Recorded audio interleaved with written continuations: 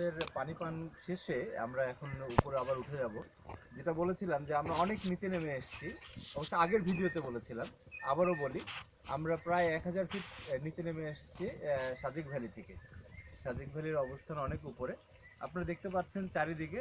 আমার মনে হয় লিবার্টি আপনাদের দেখাচ্ছে যে চারিদিকে পাহাড়, ঠিক পাহাড়ের একটা মাঝামাঝি একটা অবস্থান, যেখানে আমরা প্রায় 900, হ্যাঁ ওখান থেকে মামুন স্যার বলছিলেন প্রায় 900 ফিট নিচে, 1000 না, আরো একটু কম হবে, বাট অনেক নিচে। কিন্তু এটাও কিন্তু একেবারে পাহাড়ের তলদেশ না, পাহাড়ের ঠিক মাঝামাঝি একটি অবস্থান।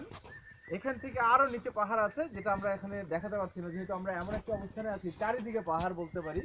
একদিকে 3 দিকে পাহাড়, একদিকে একটু ফাঁকা, সেদিকটা যদিও নামা যেত কিন্তু আমরা নামছি না। আমরা পানির ইয়াটা দেখতে চাই আরেকবার। হ্যাঁ, খুব ক্ষীণ, মানে অনেক পানির যে অবস্থান তা না, বা পানির গতি তা না, খুব অল্প পানির।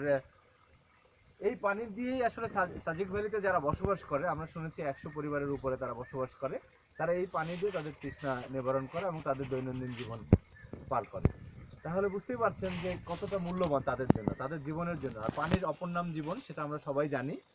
আমরা দুটো সোর্স থেকে পানি দেখতে পাই। এখানে আরেকটা ছোট্ট একটা সোর্স আছে পানির উৎস, যেখানে দেখতে পাচ্ছি যে পানি পড়ছে, পাহাড় বেয়ে পানি, না এক বিস্ময়কর ব্যাপার।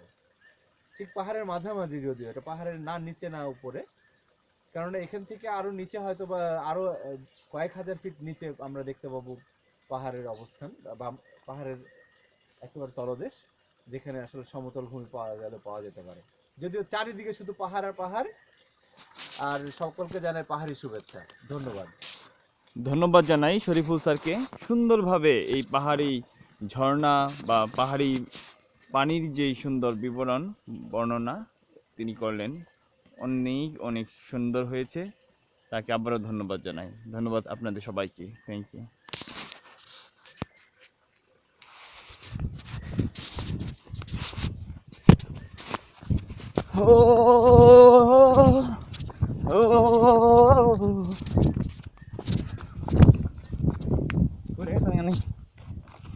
ভালো লাগে দৌড়াইতে, দৌড়ে উঠতে মজা লাগে।